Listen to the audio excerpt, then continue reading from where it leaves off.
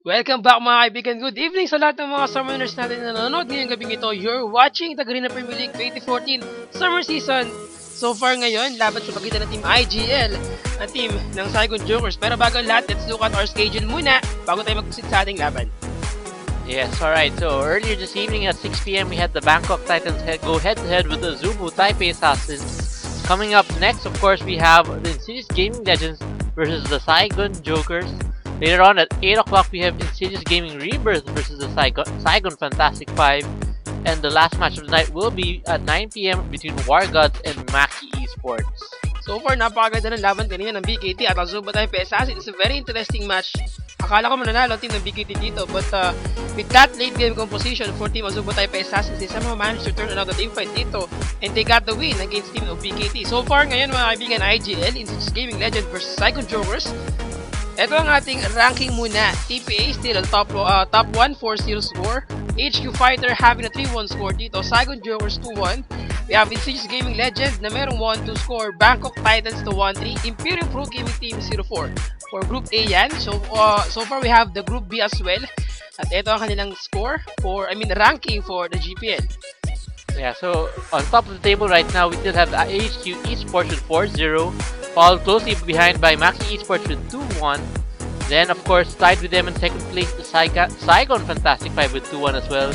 Neopolus at 1-2, War Gods and Sis Gaming without any wins yet at 0-2 and 0-3. Yes, so far, kailangan nilang bumawi. Siyempre, both Philippine team dito sa ating GPL.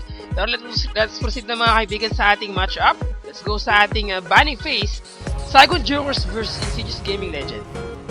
Yes, alright. So looking at the lineup, on the blue side we have IGL, and on the right side we have Saigon Jokers.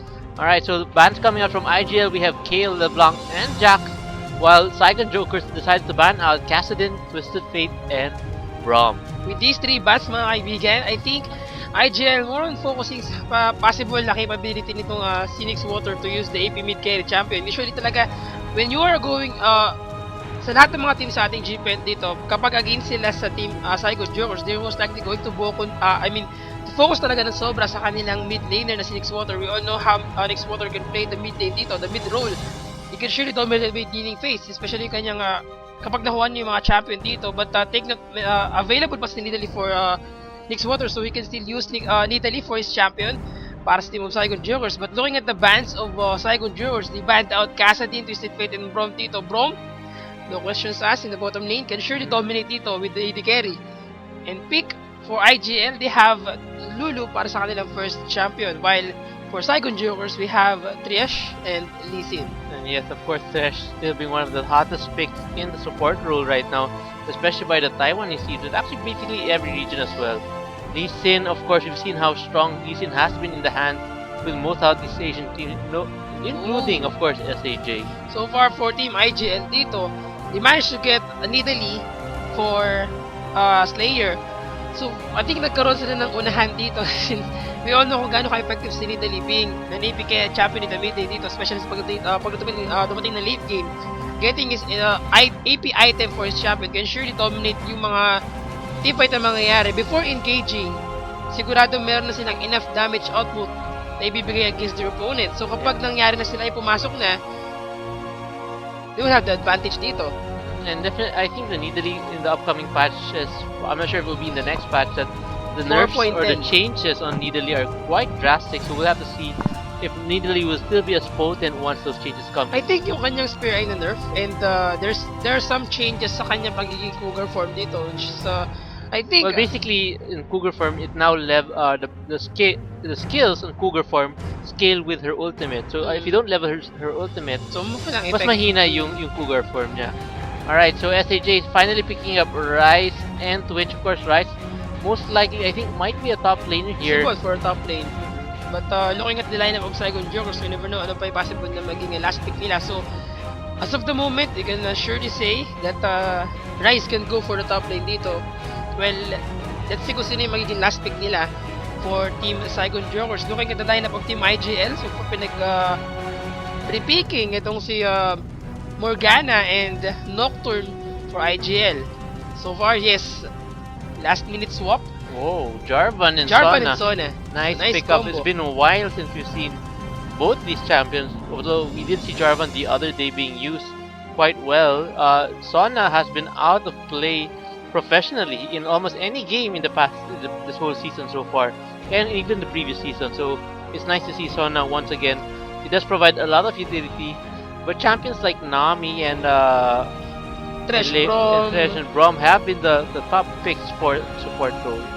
and actually even Morgana can surely a hot pick sa ating mga support role ngayon kasi well, going against sa Thresh, we surely think that alam mo naman na yung kung gaano siya pwedeng maging pang counter against sa Thresh dito in the bottom lane. Yeah. But looking at the lineup of Team IGL, since they have Jarvan and they have Sona as well, the Crescendo, the Cataclysm, I think they have the advantage here in terms of crowd control.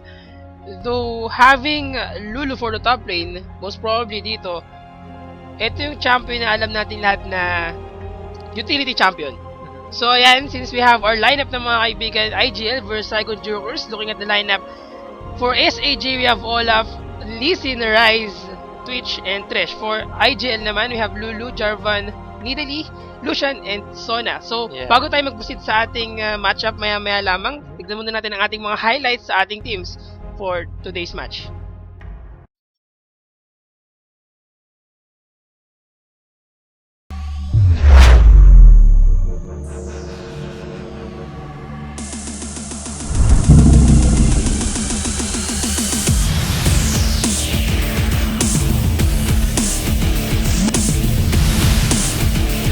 It's going to be uncontested, but they are taking away the initiation. One man ulti. Taking out a Kirby Lloyd Flash, so a shutdown for BBTY. However, the jungler is still alive for the single battle. They have to be a bit careful though. A lot of damage being caught on the SGS right now. They have to fight this Baron. They will take out the Baron, but now IFG trying to turn around the fight. It's going to be Hallelujah in the pit with 4 members. SGS though decides to try and run away. Kylie was taken out. Hallelujah was taken out.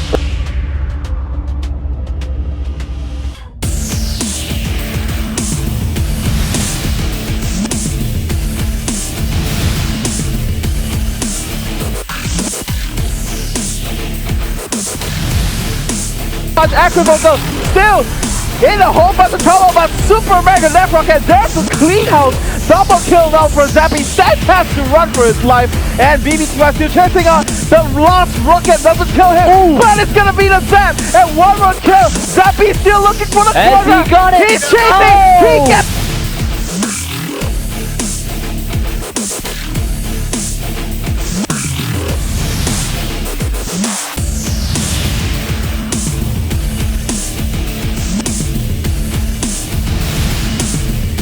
Flame. And Penny's not going down anytime soon though, and the Soul of Flames doesn't let through. This is goal time for ISG now. I feel the wild goal comes through. Penny jumping onto Rhea Flame, and the Agnes Embrace comes through. Ribena doesn't have any protection at all. Mashira's gonna get jumped on. Demon now is gonna be the one to get locked down to everyone, dropping one by one like flies from K-Tech.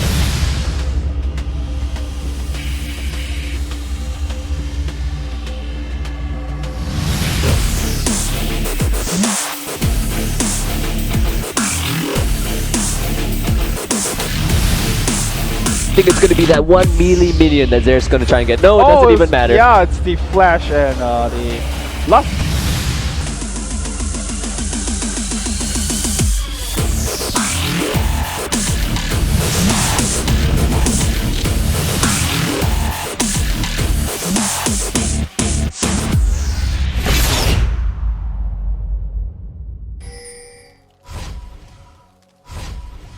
And we're back mga kaibigan. So far, habang nanonood tayo ng mga highlights sa team of IGL, nakuha ang first blood dito for Saigon Jokers. They managed to get the life of BBTY in the bottom lane. Nahuli nila dito sa Tribush.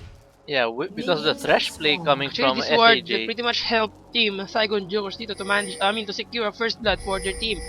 And that first blood goes to Archie dito, sorry.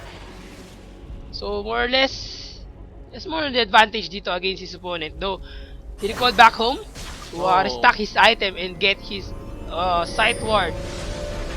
Though meron ng sight ward dito si Olaf in the top lane, si Goni.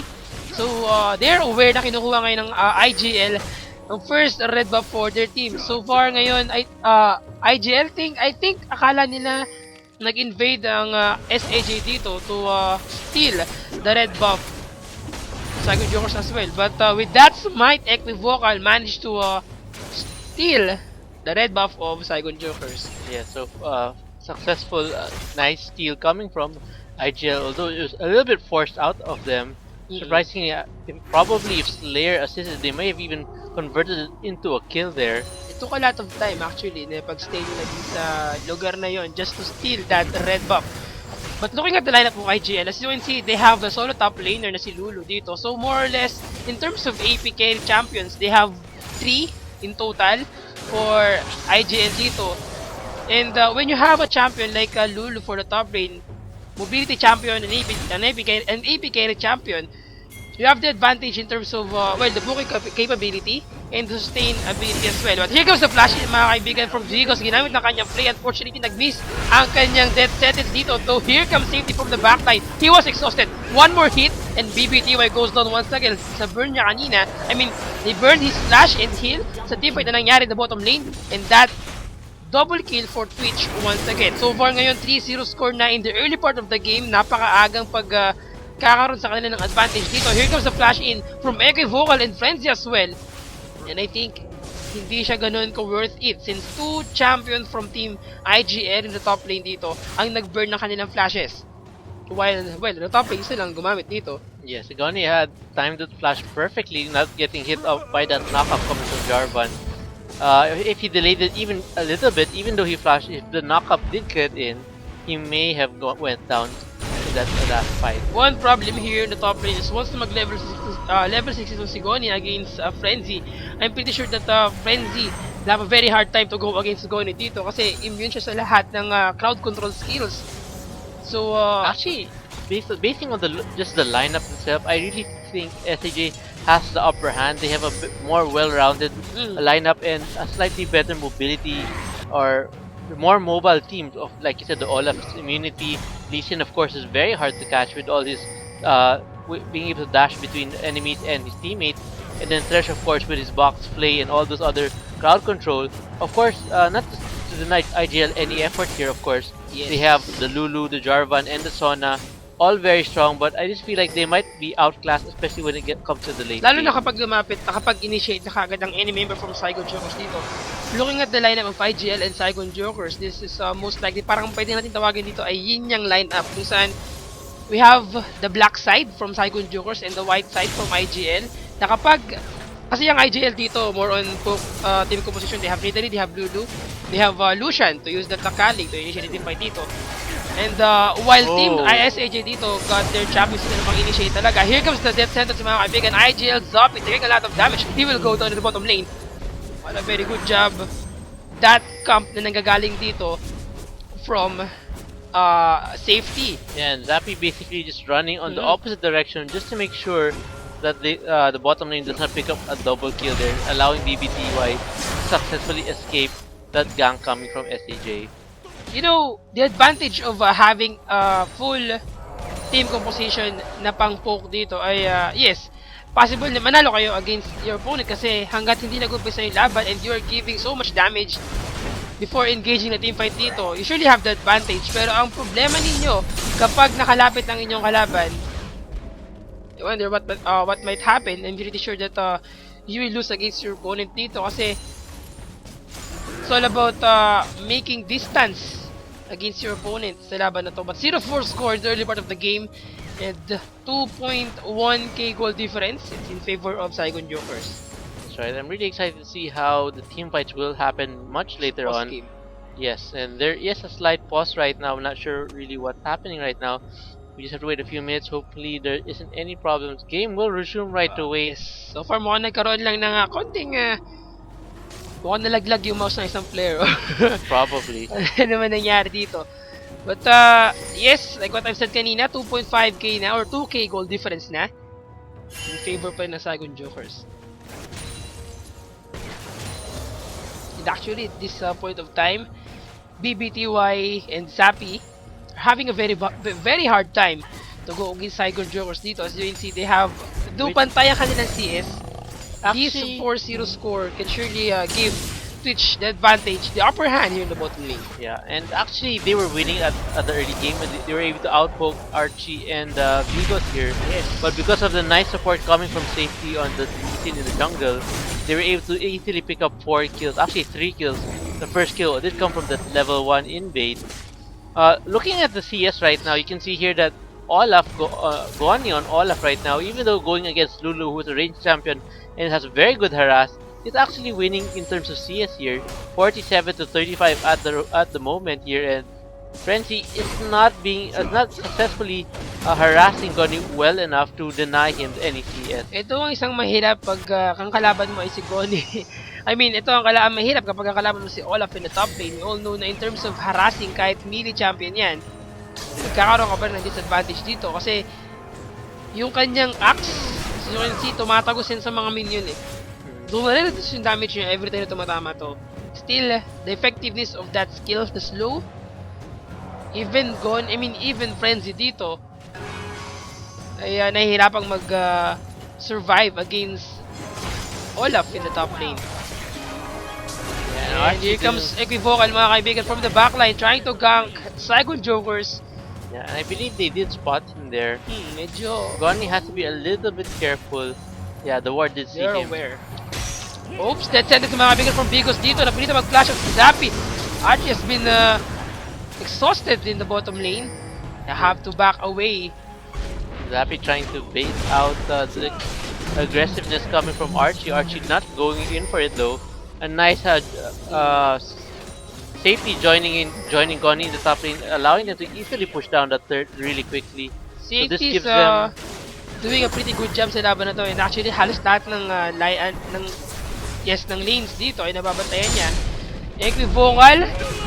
Wow! I think meron silang wards dito. So, nakita nila si Archie. Archie taking a lot of damage, mga kaibigan. He was shut down by Jarvan dito. Goani responding in the bottom lane. Use that flash in to chase down Jarvan dito. Jarvan, Equivocal, mga kaibigan. Oh! Hindi umabot yung kanyang palakol.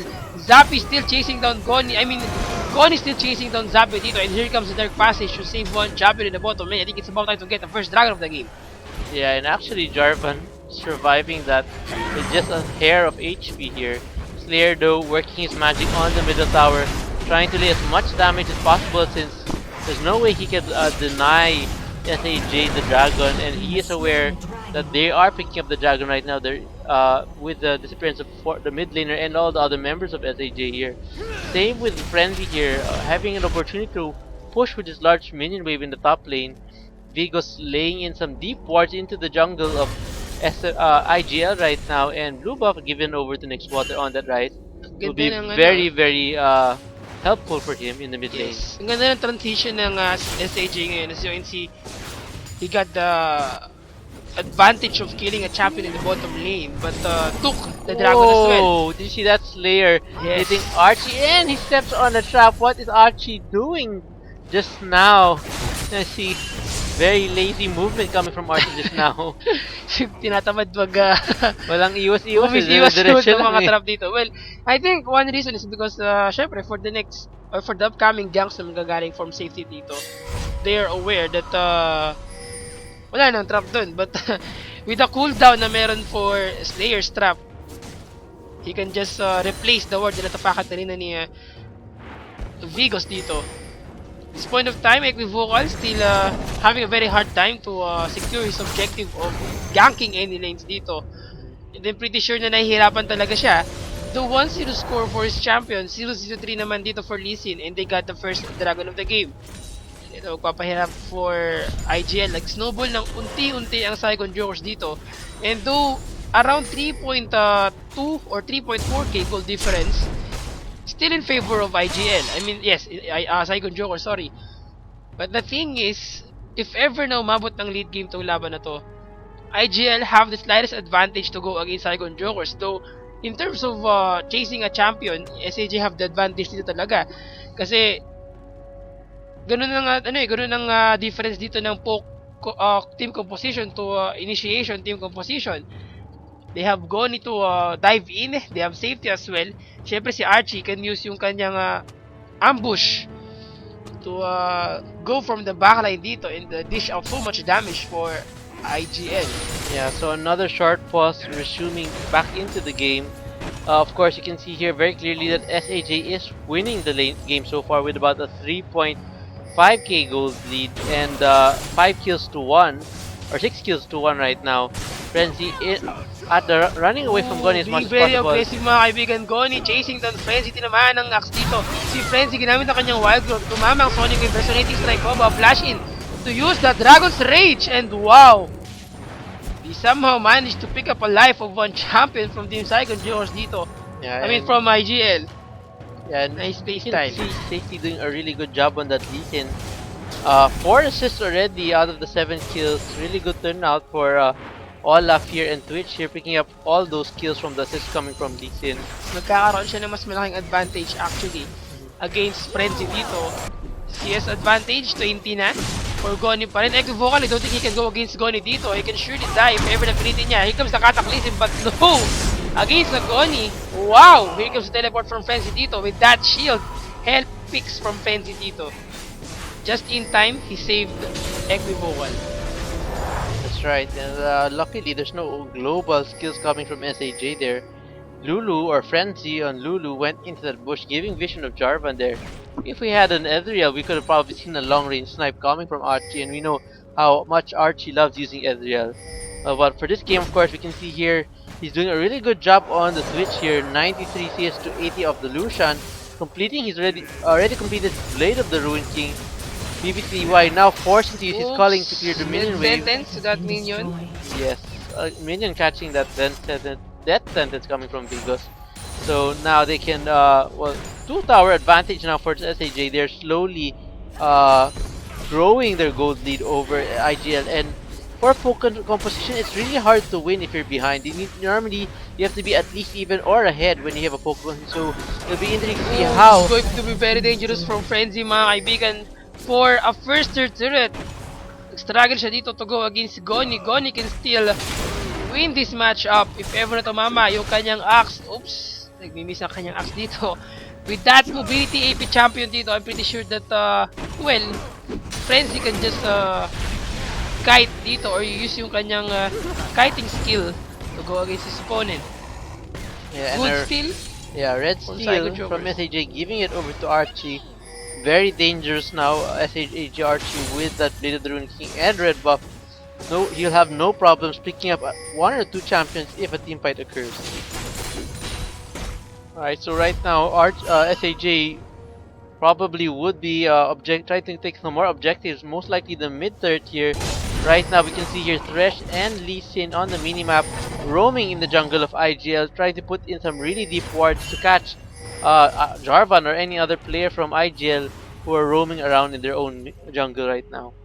Surprisingly, Nixwater still hindi niya pa nawawasak yung first tier turret dito in the mid lane. Archie, I think naglag siya doon. Medyo nakatalikod siya sa turret. Decided to attack the minion instead of staying away from that turret. They have to pause the game as soon as possible since medyo delikado ang buhay ni Archie dito kung nagkataon na mahuli siya ni BBTY. At least one hit from BBTY and that damage from the turret, Archie will surely go down in the bottom lane dito. 2-7 score at this point of time and around the 4,000 gold difference still in favor of Saigon Jokers. Yeah, the gold has really grown that much in the last 2 to 3 minutes here. SAJ or IGL rather are trying to keep the gold difference as growth as minimal as possible here. Of course, Dragon will be up in about a minute here, so this will be a prime opportunity for SAJ and IGL to take the next Dragon. Let's see if IGL can contest this Dragon. Of course, Archie might have a difficult time taking the Dragon if he takes any more damage from the tower. Luckily, after the resume, we see here Archie only taking 1 hit from that tower. Another culling coming from BBTY, consuming all his ultimates, or the culling on clearing minion waves and trying to slow down the push coming from SAJ. 40 seconds left for the second dragon of the game to spawn. If ever na makuha to ulit the Saigon Jokers, they will surely snowball their item. Nixwater somehow winning against Italy in the mid lane, though hindi ganun katindi yung kanilang difference dito. CS lang yung pagkakaiba nila. And the 1-0-1 score dito for Nix Water.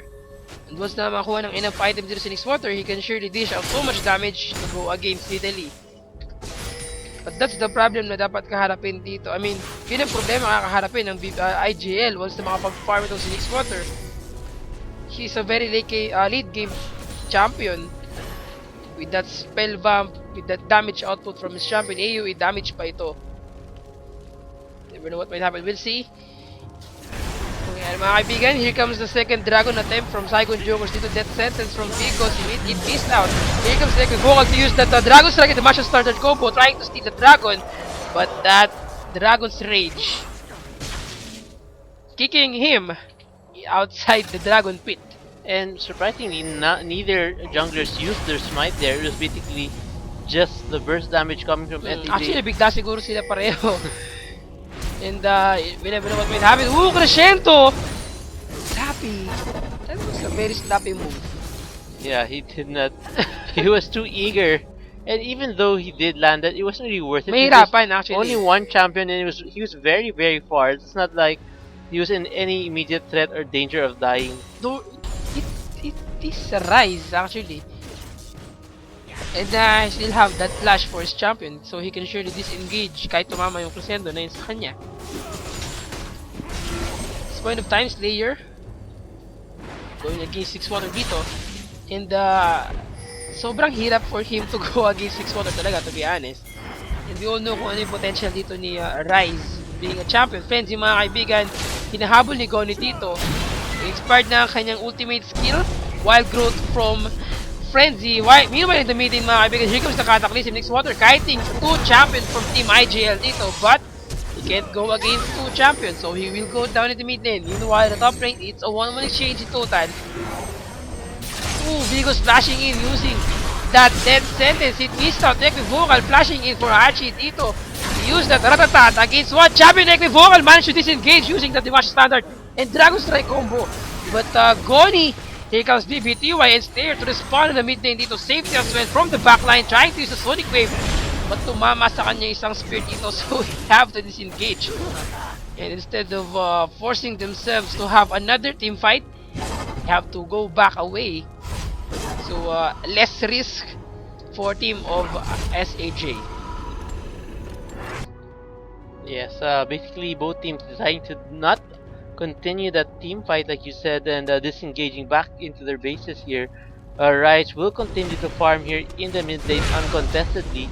SAJ safety right now, trying to pick up some more CS here. He is a little bit behind to Jarvan, who's actually doing not so bad already in the game. 2 kills and 1 death and 2 assists as well. Lee Sin though providing a lot more assists in the game, trying to help his carries get fed a little bit here. As you can see here, Rise at 2-1-1 while Twitch has been stuck at 4-1-1 for the past few minutes. Almost half of Slayer's HP is gone after taking so much damage. The QWE combo from Nix Water dito, and they're trying their best to get the first tier threat of the game. And yes, for Team SAJ, we have 1 3 destroyed dito, so SAJ still have the advantage in terms of goal difference, though they're trying their best to get all the dragon of the game. Objective wise, Saigon Jokers dito ay lumalamang talaga ng sobra. Yeah, so basically SAJ now has finally completed taking out all first tier thirds of IGL here. IGL is in a little bit of a risky position here, giving SAJ an advantage in terms of map pressure here. SAJ actually there clearing out a pink ward and doing a nice sidestep, predicting a spear coming from Nidalee here. Here comes mga kaibigan ng member of Saigon Jokers. That is connected to Frenzy dito. He was ignited, but here comes safety as well from the backline using the Sonic Wave and resonating strike combo against 4 champion. Surely go down dito.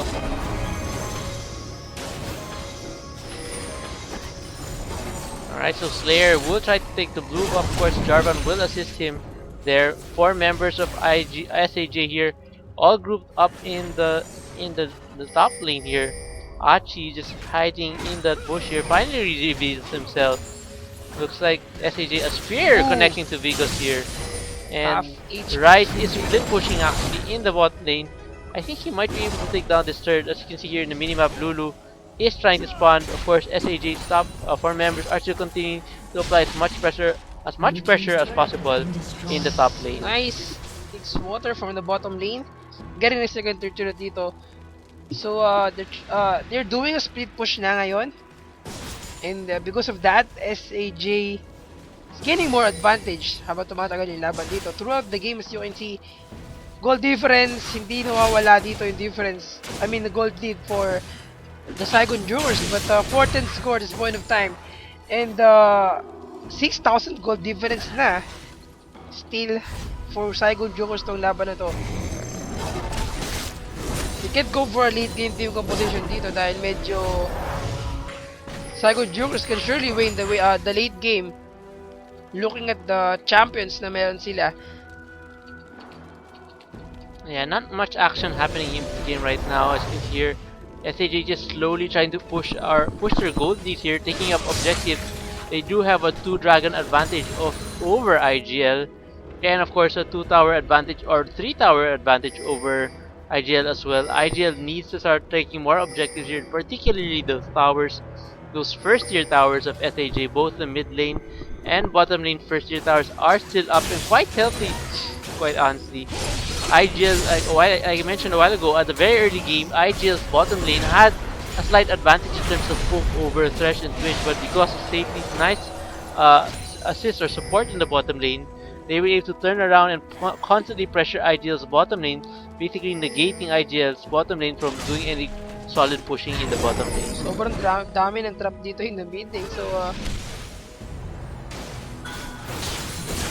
IGL trying their best to get the first turret dito in the mid lane. Safety so far mga kaibigan trying to defend. But no, I don't think kaya niyang pumasok dito against 5 champion of IGL. Dragon respawn, third dragon of the game. But SAJ still giving pressure against IGL dito. So kailangan nilang gawan ng paraan yung disadvantage na meron sila ngayon. Third dragon goes to Saigon Jokers once again. And I think nagbibigay ito lalo ng sobrang disadvantage for IGL. Unti-unting nakikita natin dito yung advantage na meron sila in that team composition. So far with that assist, 007 score for Lee Sin dito against 2-1 to score for Equivocal.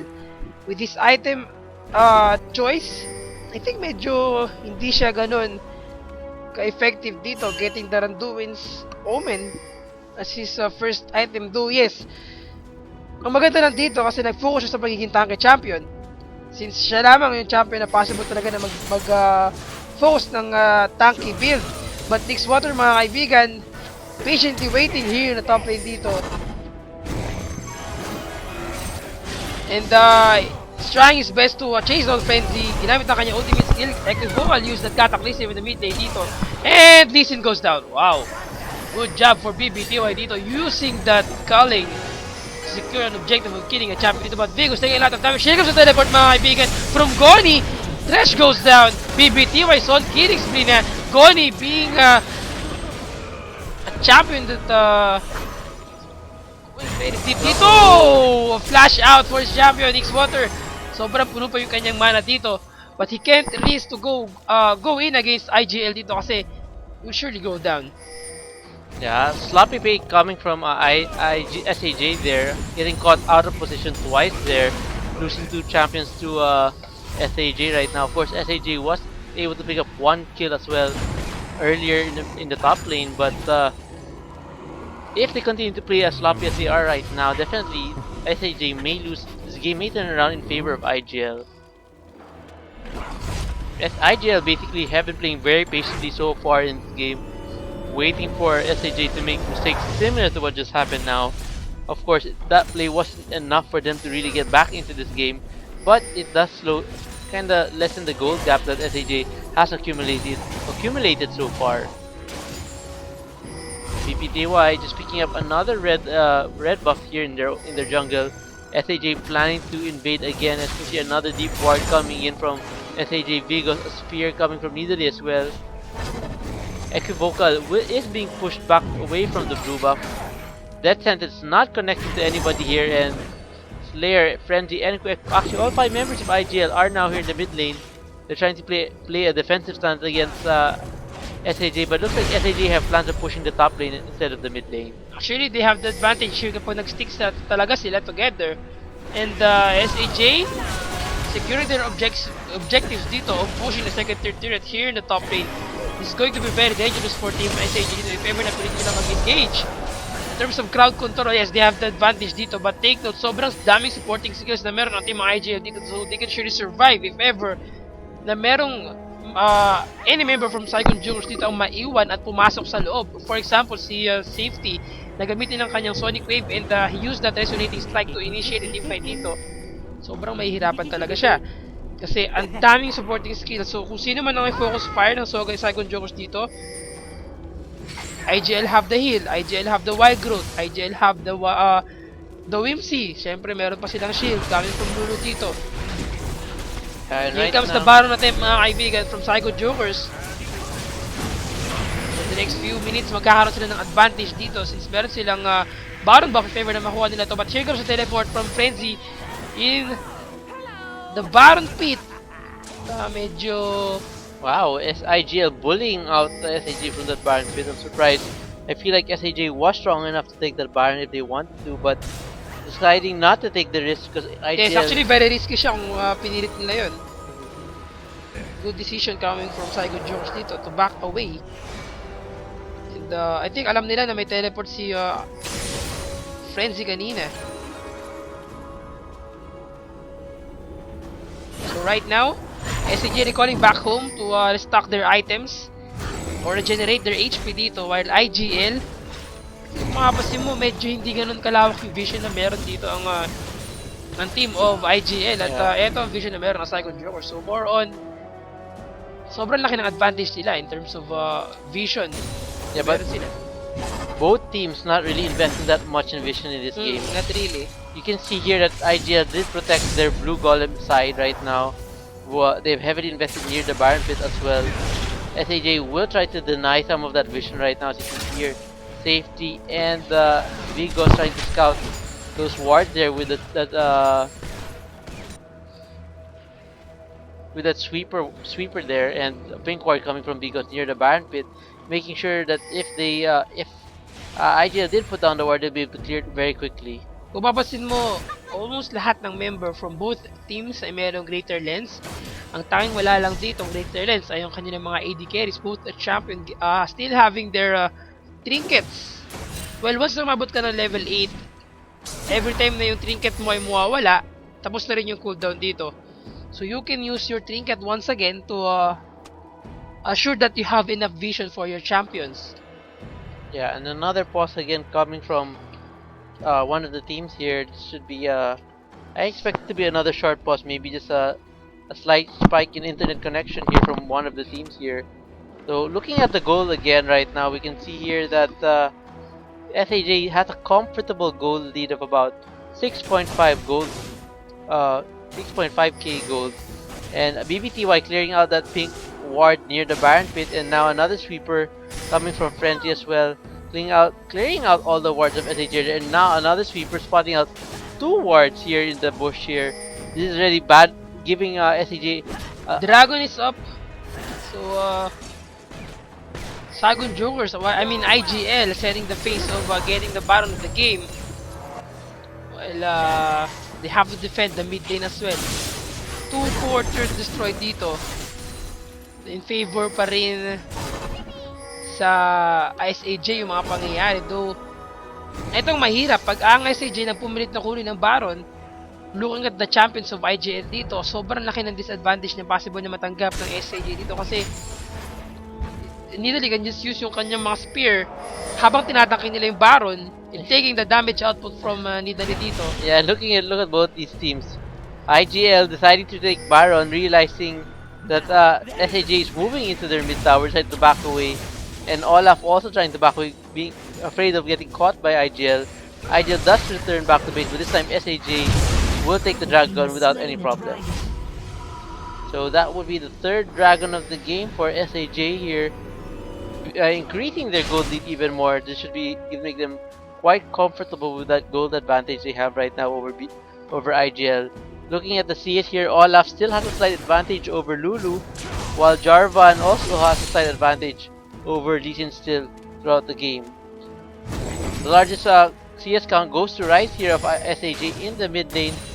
And in terms of kills, we can see here that so far Archie has picked up one more kill so far, going 5-1-1 as the game has progressed. Hasn't really killed anybody since he completed his static ship and Yosmith's Ghost Blade. So we'll have to see.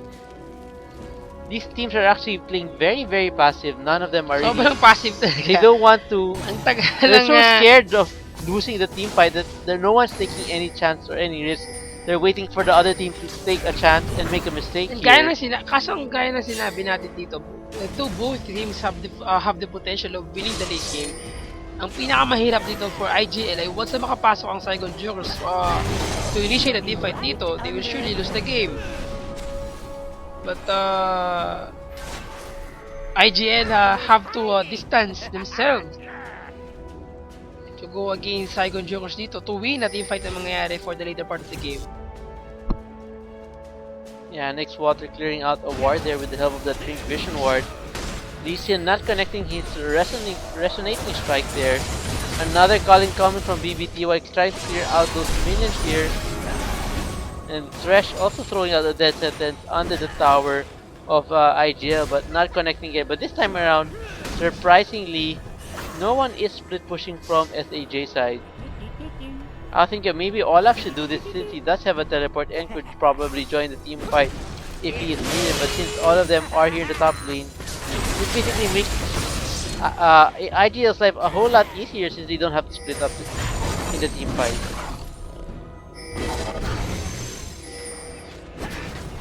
Slayer laying down a few more easily traps and of course throwing out those spears. None of them connecting to anybody really on SAJ's side. And again, IGL playing very passive, trying to clear as much vision away from SAJ. SAJ trying to catch somebody here. Sinikutan na ng SAJ. Ito na safety using that ward to initiate the safeguard mga kaibigan. So here comes the initiation from Team Saigon Jones dito. Goni chasing down na Equivocal. Here comes the Dragon Strike, the Mash Standard combo, and Cataclysm as well as you see so much protect coming from the members of IGL dito. Goni initiating the team fight. Archie managing to end the life of Equivocal dito. 4th champion against 5 champion of Saigon Jokers. Zappy, so much support skill coming from IGL dito. But 1 champion goes down. What a good trade mga kaibigan. Death sentence missed out. Double kill from that spear coming from Nidali dito. Goni still diving in next water. Rune prison to BPTY. Kitang-kita mo yung napakagandang pag-exchange dito coming from IGL. So much supporting skills coming from their team. So much shields, so much heal. Ang dami talagang ginagawa nila dito to secure a life of their comrade to win that team fight. That's right, and that's probably the first actual team fight where all the members of both teams did participate. That is the first 5v5 clash between both teams dito. And I think, siguro napansin kung kanino naging in favor yung nangyari ngayon. Though here comes the Yomu's Ghost Blade from Archie chasing down Slayer. Slayer goes down, that critical. From his champion, BBTY, nahuli dito ng Rune Prison. He have to dash out to disengage. Zappy diving in, trying to save his comrade dito. Equivocal, going very deep. Used that the match started Dragon Strike combo, managed to end up the life of Goni as well. So it's a 2 for 1 exchange in the jungle dito, and it is in favor of IGL. That's right. So IGL finally catching a break here, catching 2 members of SAJ here, and only losing 1 here. They should probably try to push for an objective like the bottom lane. Ooh, death sentence for Equivocal. But here comes the members of IGL dito to respond for Equivocal. Vigos goes down, that Cataclysm, and here comes the Glitterlands to end up the life of Vigos. Yeah, that's poor communication coming from Vigos here. Vigos going so deep with their AD carry so far right now in the bottom lane. SAJ safety now has his hands full, attempting to try to steal this Baron away from IGL. IGL Zappy finally landing with an award. Goni diving in mga kaibigan, ginamit ang kanyang ultimate skill against BBTY. BBTY against 2 champion dito. Goni managed to end up the life of 2 champion from Team IGL, but he will go down as well. But before that, at least managed to end up the life of 3 champion. It's a triple kill for his champion dito. Archie from the backline still having his red buff dito. It's a 3-for-2 exchange. still in favor of IGL. I mean, Saigon Jokers. Oh. Actually, it's a 3-4-3 kanina since kaka-respond ng ni Vigil dito, o ni Vigos dito. After nyo mapitas kanina with the Cataclysm coming from the IGL. Yeah, and Byron still not going to any team because of that nice response from Goni. Goni being a monster on that Olaf. Really picking down 2 members, I believe, before going down to... Triple kill for Goni dito. Ito maganda sa kanya. Sobrang tanky na niya ngayon. With that, Arunduin's Omen, the Spirit Visage, the Sunfire Cape. Meron pa siyang X-Trigger dito. A semi-AD carry champion, though more on nakafocus talaga siya sa pagiging tanky dito. So, we'll see what might happen in the later part of the game. So, as of this moment, it's anyone's game pa. Hindi pa natin alam kung sino talaga yung merong malaking advantage, huge advantage to win this game. Yeah, SAJ picking up another dragon, so 4th dragon of the game for SAJ here. Easy pickup for them, no problem whatsoever here. IGL again being very passive here, although they did sort of win that last team fight they had, or chase down on the members of SAJ. Looks like IGL Frenzy is in a little bit of trouble Frenzy here. na ang anibang buhay mga kaibigan. Ginamit na ni Mixwater ang kanyang desperate power, yet they're chasing down Frenzy pa rin dito. Ginamit ang kanyang wild growth. So much utility, so much for being a utility champion dito. Running for his life. Meanwhile, IGL decided to get the first baron of the game. What a play for IGL dito. And good job for Frenzy. If ever na ma-steal to, wow! That steal coming from Goni dito. That is very unfortunate for the Saigon Jokers. I mean the IGL. Here comes a double kill from Archie. Shutdown from Lucian. BBTY, very good job. Safety from the backline. Chasing down Slayer dito. Nixwater, he have to use a desperate power for the movement speed and for more spellbomb power dito against IGL Slayer. But you can chase down a champion like Nidalee na merong advantage in terms of his mobility. And he will go down. It's an ace. That's still from Goni dito. Yeah, I have to say, grabe no, that was a super turnaround. I really thought Frenzy was able to successfully distract SAJ long enough para makuha ng IGL yung Baron. Pero nabasa nila and Goni got there just in time to get that Baron away from Actually, them. it was only Goni nandun sa Baron dito to try and shove down ang team members of Saigon Jokers. But I mean, the IGL dito with that kind of playstyle, they're most likely going for talagang performance nila dito ay in terms of vision, they have the advantage kasi kanina. And as you can see, while Frenzy is running away from 2 champion of team SAJ, akala natin nakukuha o secure nila yung Baron dito kasi wala silang smite eh. Si Lee Sin kasama dun sa paggumahabol kay Frenzy. But Goni, since true damage yung kanyang skills dito, true damage, parang smite na rin siya actually. Nag-post na naman ang ating game. Medyo merong konting connection problem itong Saigon Jokers, I think, kasi umihinto-hinto yung mga champion nila before they are posting the game. Yeah, and IGL, unfortunately, they weren't able to turn around that game. If they picked up that Baron, I think they would have had a nice opportunity to pick up some towers. Neither of these spears will have surely hurt a lot more and allowed them to siege down towers, but with that, like I said, Goni being the savior of SAJ for that last game, or that last fight in the Baron there, picking up the Baron and picking up also kills. He even picked up the tower all by himself. They're tanking all the damage and dishing out, pushing the mid lane all the way down to the inhibitor now. An open inhibitor for SAJ, they should have no problem whatsoever sieging the inhibitor once they group together. IGL, of course, will have their work cut out for them, especially Slayer. They'll most likely look to Slayer to land those spears to deny SAJ from pushing down to the mid lane. So the game has resumed right now. We can see here Equivocal still in the jungle once again, trying to pick up a little bit more gold. He is already quite tanky here with the Thornmail and Radiant's Omen here. Looks like he'll pick up probably a Sunfire Cape, like, basing on the Chain Vest he's already picked up here. We'll have to see what comes out here. Goni also very tanky, picking up 2 AD or armor items and 2 ability AP magic resist items as well. Distortion boots for next water, the mid lane was most likely going for the cooldown reduction na mabibigay dito sa kanyang flash. And teleport. Yes. So for pero wala siyang teleport din. Actually, I think for flash lang to. No, for teleport. For next water, I think since meron siyang distortion, for flash lang yan. Oh yeah, sorry. For, pero, ayun, grabe oh. That spear mga kaibigan. Ba talaga pag mga spear mga spear. Yes, Sakit ng parang damage. GG Spear lang. Iba Actually, 14-22 score. And, napapos nila dun. Siguro, tinamaan sa totoong buhay si Archie dito ng spear dito. Alos, nampas kalahati ng buhay niya na nawala. With that spear alone, well, looking at his items, Rabadon, the Needless Rod, yung kanyang Void Staff, surely dish out so much damage with that spear alone. Yes, and another pause here. Actually, we're actually using the Taiwan Realm right now here for this particular game. And surprised that actually they did decide to use this. Game will resume right now again. We'll have to see if SAJ is ready to try to make a move here on that inhibitor here.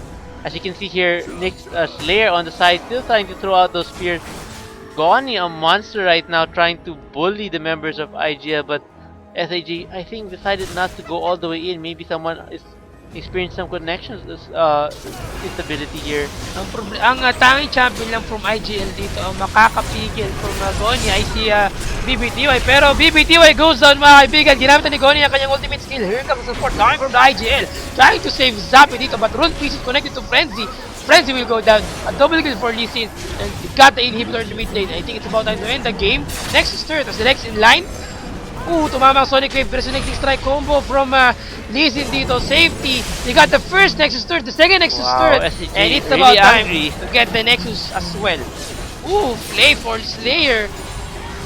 And congratulations, Michael Drawers. Very nice game. Pretty good job. Yeah, so congratulations to SAJ for picking up their win tonight. That's the first game tonight. Second game tonight. SAJ picks up, I believe that might be their second or third win for the season. And pretty slow game, I have to say. They were very careful. Everybody wasn't really taking any risk. The junglers were not that aggressive as well. As you can hear, everybody was able to farm quite well, even without any team fights here. Focusing more on the jungle and the objectives, mostly the dragons for going to SAJ's favor, and the Baron as well. IGL pulling off a nice decoy on Frenzy, or on Zappy, I'm sorry. Who was that again? It was Lulu. Lulu was, yes, Frenzy it was. Trying to pull off a nice distraction for IGL as they took the Baron, but unfortunately for them, Goni did come to the Baron just in time to steal it away from them. Quite surprising though, he didn't even have any smite. He was just able to use, I believe, his reckless swing to steal that Baron away from them. For the MVP, no doubt about it. Congratulations, Goni. Nice team play, nice game play style. Yeah. Nice His your Baron winning, steal your and winning advantage against Alulu. That was very strong unusual performance. Yes. Very good job again for Team Saigon Jukers winning the game against IGL dito. That was a very entertaining match. Though medyo nga lang nagkaroon ng sobrang tagal na farming phase. And yet again, still Saigon Jukers winning the game. Congratulations from Team of Vietnam. Again sa mga kaibigan, you're watching the Green Premier League 2014 Summer Season. I'm Spear. And I'm Jay. Kita tayo ulit after a few minute break. Mamaya naman meron tayong laban sa pagitan ng Let's Look at our schedule muna. Yes, coming up next, of course, is SAJ's Gaming Rebirth, the sister team of IGL, which we just saw going against Saigon Fantastic 5, who have been looking very, very strong. IGL are also struggling in the league right now, so we'll have to see if they can finally put up a win against SF5. Siyempre, after that match, we have War Gods versus Marquee Esports. We never know what might happen dito. Let's see kung ano mangyayari mamaya. SAJ's Gaming Rebirth versus Saigon Fantastic 5. Again, mga kaibigan, eto na, we'll be right back after a few minute break. Stay tuned na kayo dyan.